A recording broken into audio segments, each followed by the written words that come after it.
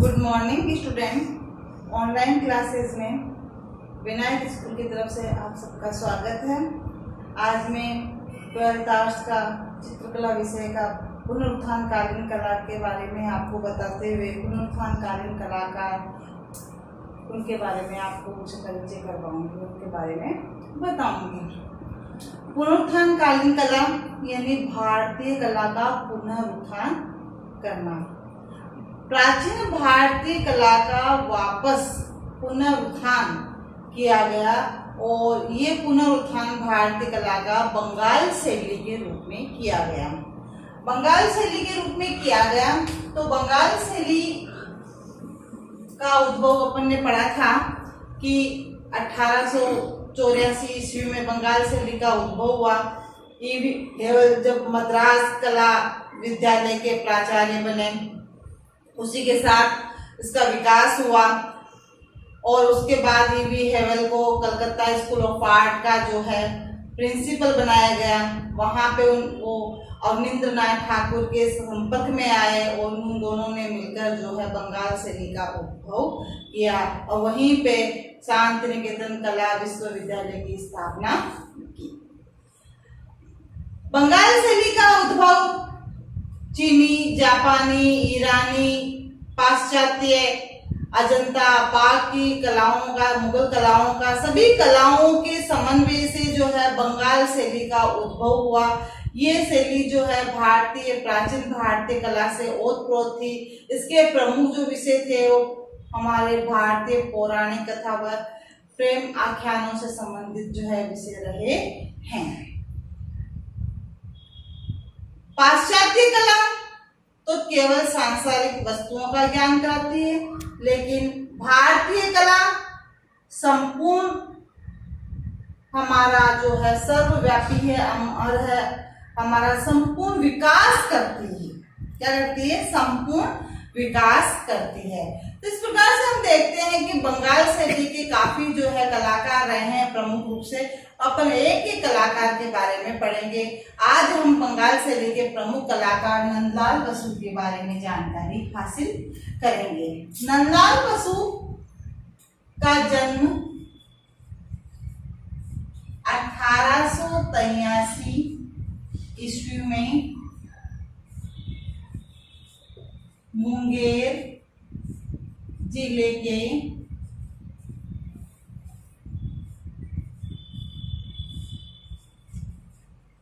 खड़गपुर में हुआ।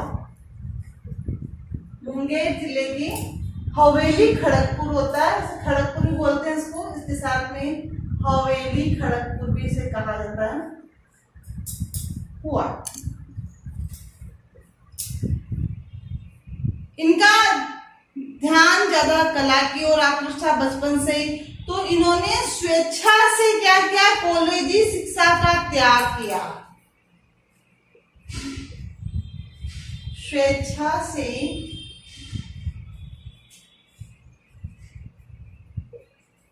कॉलेज की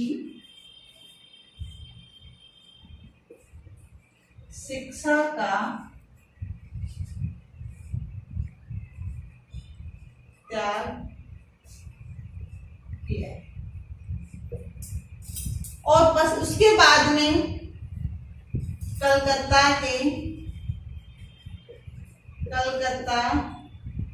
के जो है राजकीय कला महाविद्यालय में प्रवेश लिया। वहां पर ये अवनींद्र नाथ ठाकुर के संपर्क में आए। किसके संपर्क में आए? अवनींद्र नाथ ठाकुर के संपर्क में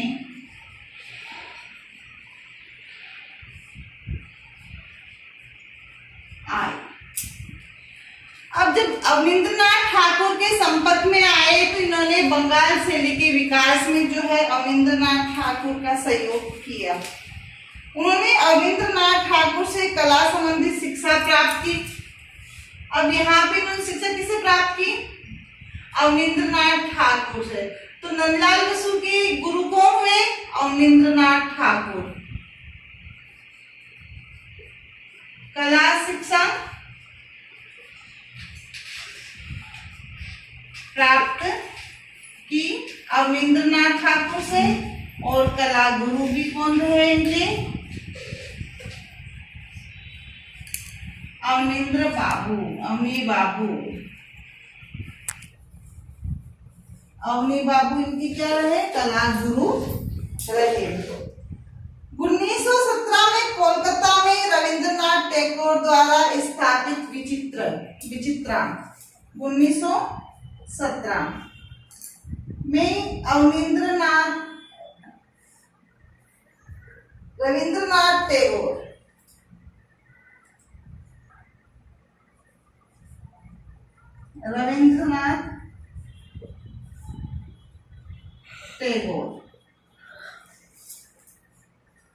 के द्वारा स्थापित क्या है? विचित्रा।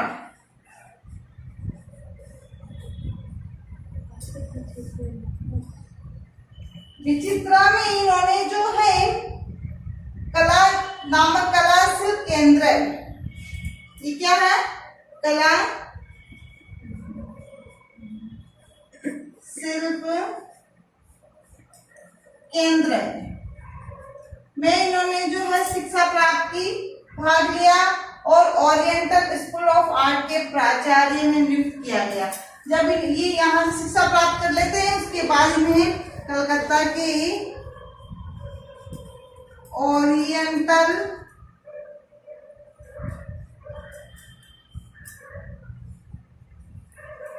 स्कूल ऑफ आर्ट के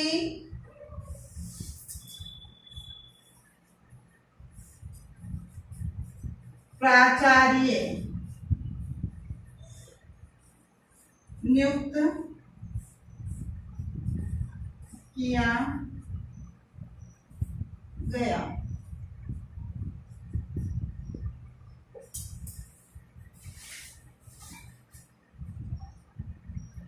उनकी कला प्रतिभा को देखकर गुरुदेव रविंद्रनाथ टैगोर ने शांति निकेतन में कला विभाग था उसके अध्यक्ष पद पे इन्हें नियुक्त किया। अब यहाँ पे इन्होंने बहुत अच्छा कार्य किया। कहाँ पे? ओरिएंटल स्कूल ऑफ आर्ट में। तो उन्हें बाद में रविंद्रनाथ टैगोर ने क्या किया कि शांति निकेतन कला विद्यालय में जो है अध्यक्ष पद पर नियुक्त किया।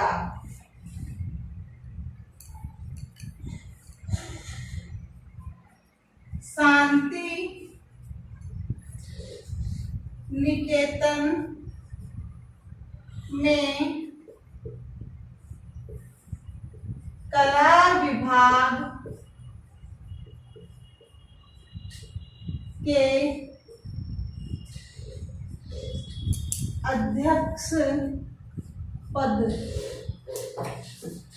अध्यक्ष पद पर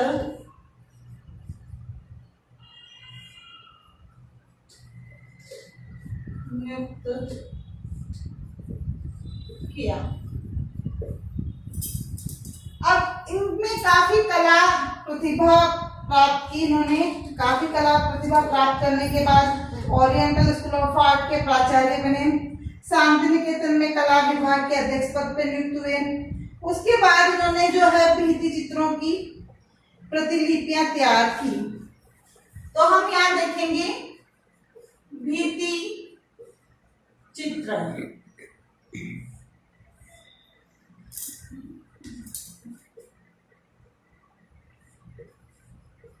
बाघ, अजंता,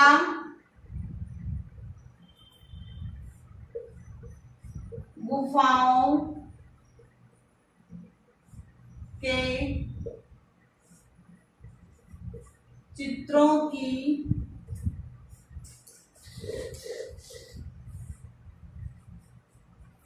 प्रतिलिपियां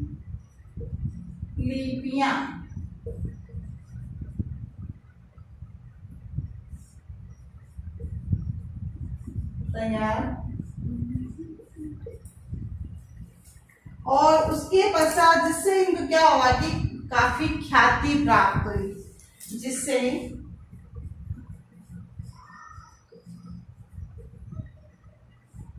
इन्हें काफी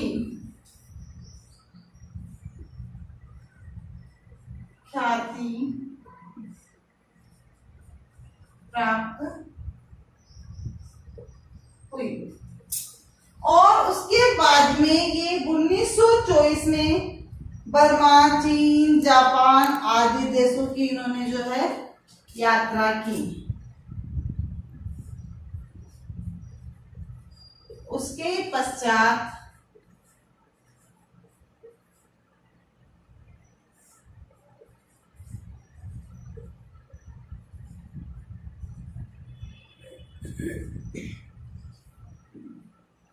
चीन,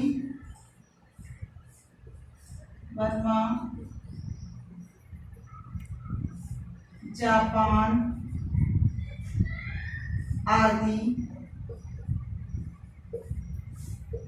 देशों की यात्रा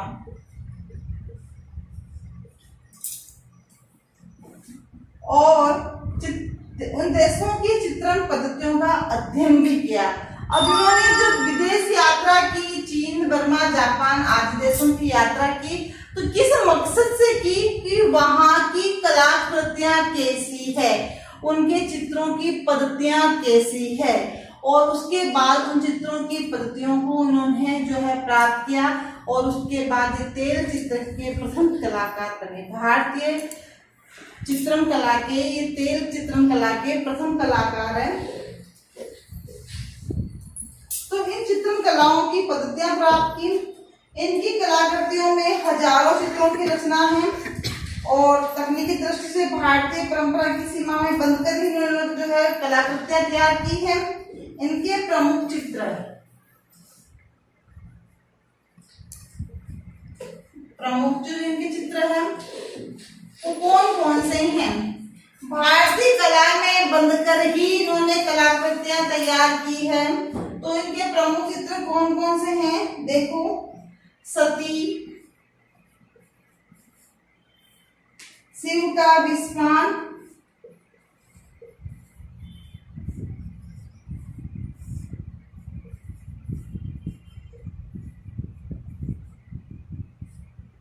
शिव का विस्फान, गांधारी,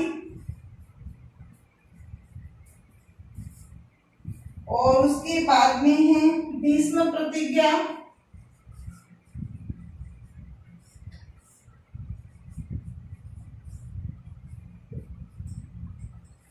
पार्थ सारथी,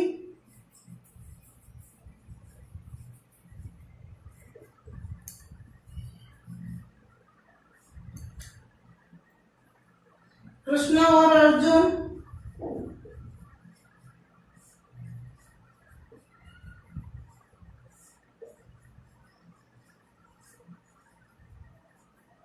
कृष्ण और अर्जुन, दांडी यात्रा,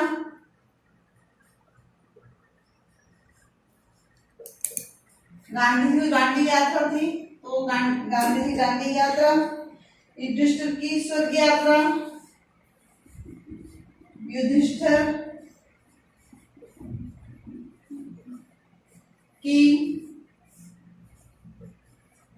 स्वर्ग यात्रा, मेघ, स्वप्न, वीणावादिनी,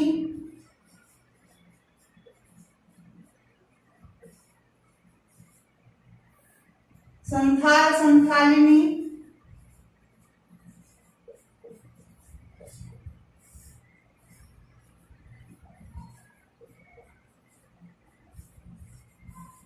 संथाल संथालिनी, उमा की तपस्या,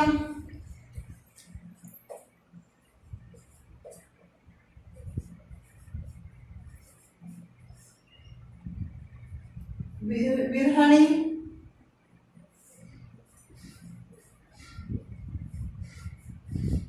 आदि।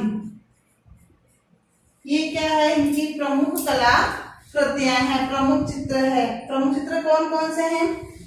सती, शिव का विस्पान, गांधारी, भीष्म प्रतिज्ञा, पार्थ सारथी, कृष्ण और अर्जुन, दांडी यात्रा, युधिष्ठिर की स्वर्ग यात्रा, मेघ, स्वप्न, वीणावादिनी, संथाल व संथालिनी, उमा की तपस्या और विरही।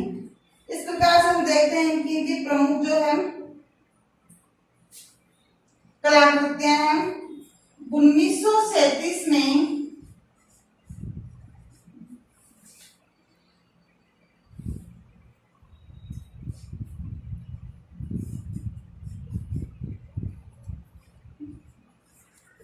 नंदलाल बसु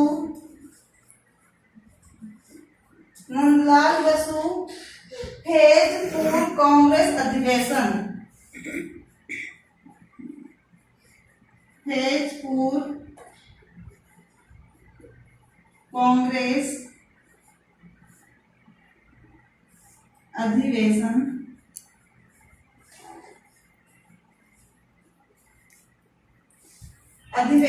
और उसके बाद में 1938 में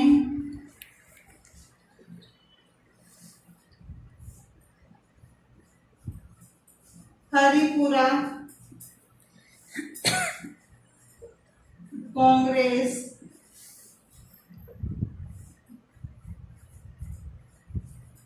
अधिवेशन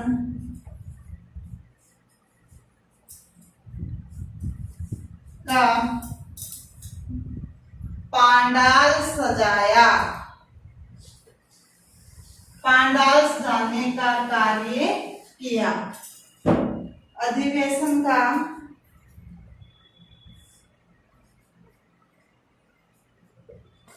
पांडाल सजाने का कार्य किया। किसका कार्य किया? कांग्रेस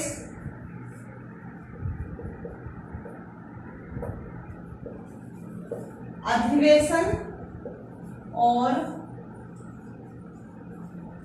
हरिपुरा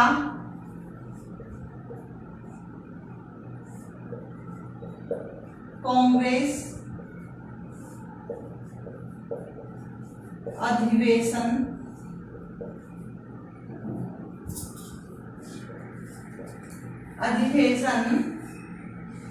के पांडाल को सजाने का कार्य किया। कब किया? 1937 में तो फैजपुर का और हरिपुरा का 1938 ईस्वी में। इस तरह से काफी फिर ख्याति प्राप्त हुई। हरिपुरा कांग्रेस अधिवेशन के पांडाल को इन्होंने 1938 ईस्वी में सजाया और उसमें पोस्टर सज्जा का कार्य भी नंदलाल बसु ने किया। इसके अलावा कला लेखन,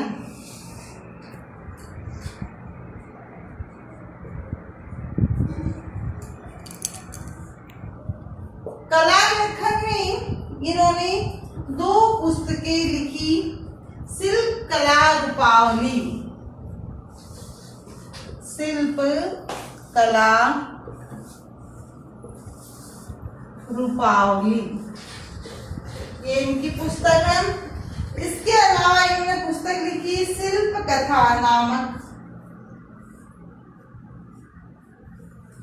शिल्प कथा नामक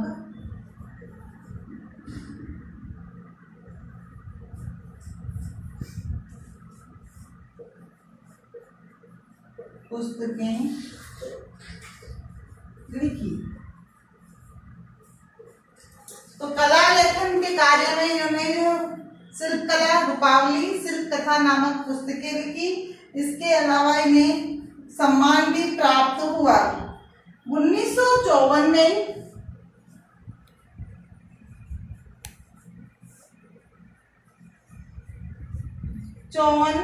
ईस्वी में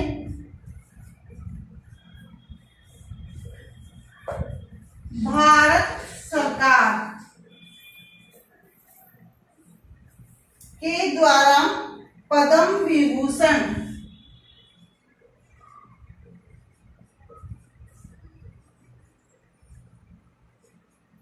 से इन्हें सम्मानित किया गया। तो इन्हें जो है सम्मान प्राप्त हुआ भारत सरकार के द्वारा 1954 में। कौन सा सम्मान प्राप्त हुआ?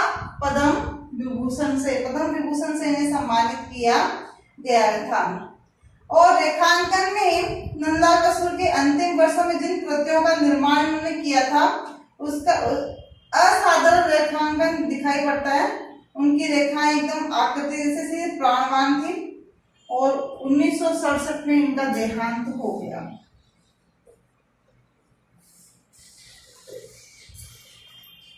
उन्नीस ईस्वी में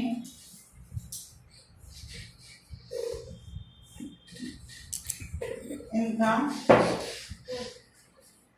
देहांत। हम देखते हैं कि नंदलाल बसु का देहांत 1967 ईस्वी में हुआ।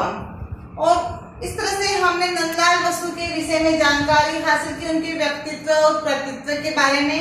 एक बार मैं इसका दोहरान करा देती हुई इसका जो है होमवर्क गृह कार्य में आपको देती हूँ। नंदलाल बसु का जन्म 1883 ईस्वी में मुंगेर जिले के हवेली खड़गपुर में हुआ। इन्होंने कॉलेजी शिक्षा को अपनी स्वेच्छा से त्याग कर बंगाल के कलकत्ता के राजकीय महाविद्यालय में प्रवेश लिया। वहां पर इनका जो संपर्क अवनींद्रनाथ ठाकुर से हुआ और उसके बाद इन्होंने अवनींद्रनाथ ठाकुर से कला जो है शिक्षा प्राप्त की, उन्हें अपना कला गुरु बनाया। और बाद में रविंद्रनाथ टैगोर के संपर्क में आए। रविंद्रनाथ टैगोर ने विचित्रा जो है शिल्प कला विभाग के इन्हें जो है अध्यक्ष को प्रदान किया। उसके बाद प्राचार्य बनाया और शांति निकेतन में कला विभाग के अध्यक्ष बनाया गया। इस प्रकार से नंदलाल बसु ने कला क्षेत्र में काफी विकास किया। बाद में इन्होंने भित्ति चित्र तैयार किए।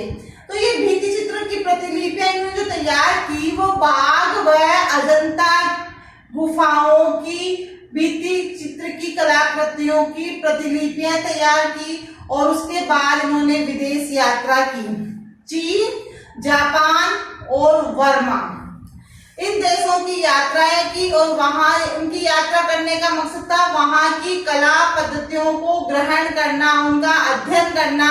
और बाद में वहां से ये तेल कला चित्रण कार्य सीख कर आए और भारत में भी तेल चित्रण कला के ये प्रथम कलाकार रहे हैं। इनके कला लेखन में हम देखें तो इन्होंने 2 पुस्तकें लिखी थी, शिल्प कला और शिल्प रूपावली। इनकी 2 पुस्तकें हैं, शिल्प कला व शिल्प कथा नामक 2 पुस्तकें हैं। इन्होंने 2 पुस्तकें लिखी हैं। और इसके अलावा इन्हें सम्मान भी प्राप्त हुआ है। 1954 ईस्वी में इन्हें भारत सरकार ने जो है पद्म विभूषण से जो है इन्हें सम्मानित किया, विभूषित किया गया। और बाद में इन्हें जो है कांग्रेस के हरिपुरा अधिवेशन का पांडाल सजाने का कार्य भी मिला। फैजपुर कांग्रेस अधिवेशन का पांडाल भी सजाया। इन्होंने वहां पर पोस्टर सज्जा का कार्य भी किया। इस तरह हम देखते हैं कि नंदलाल बसु ने कला क्षेत्र में, कला लेखन में काफी ख्याति प्राप्त की, प्रसिद्धि प्राप्त की। और उसके पश्चात 1967 ईस्वी में इनका देहांत हो गया। तो आज का हमारा गृह कार्य है। पहला प्रश्न हमारा बनता है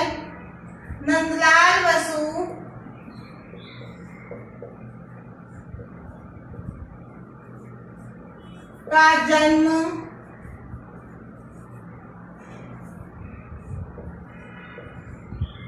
कब व कहाँ हुआ? तो नंदलाल बसु का जन्म 1883 ईस्वी में मुंगेर जिले के हवेली खड़गपुर में हुआ। प्रश्न नंबर 2,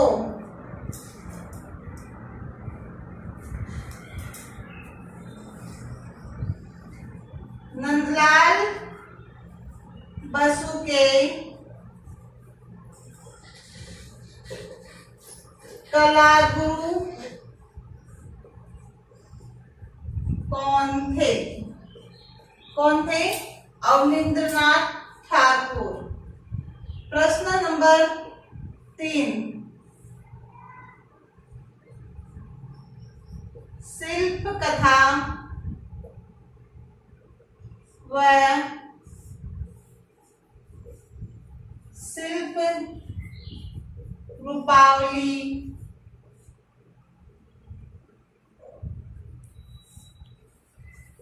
पुस्तकें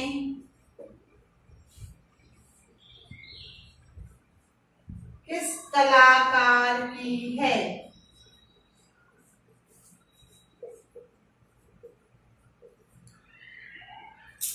किस कलाकार की है? नंदलाल बसु की है। प्रश्न संख्या 4,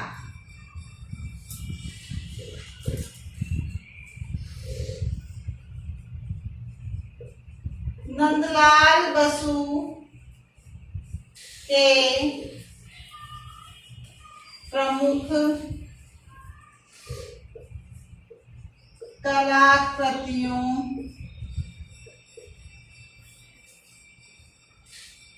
के नाम बताइए।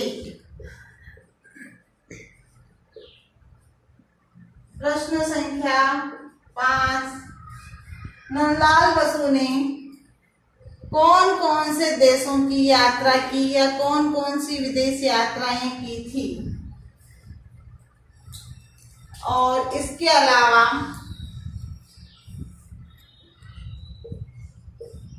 हरिपुरा कांग्रेस अधिवेशन का पांडाल सजाने का कार्य किसने किया? किसने किया? नंदलाल बसु ने किया। प्रश्न संख्या 6, प्रश्न संख्या 6, नंदलाल बसु को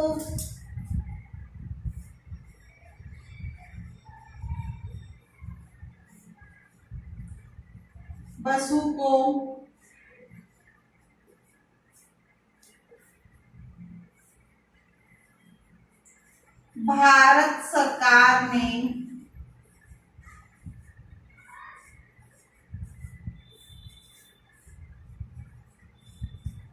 किस सम्मान से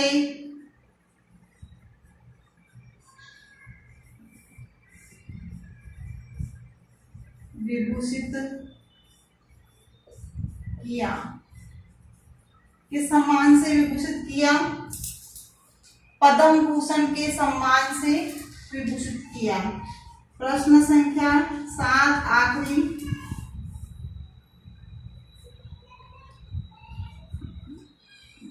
नंदलाल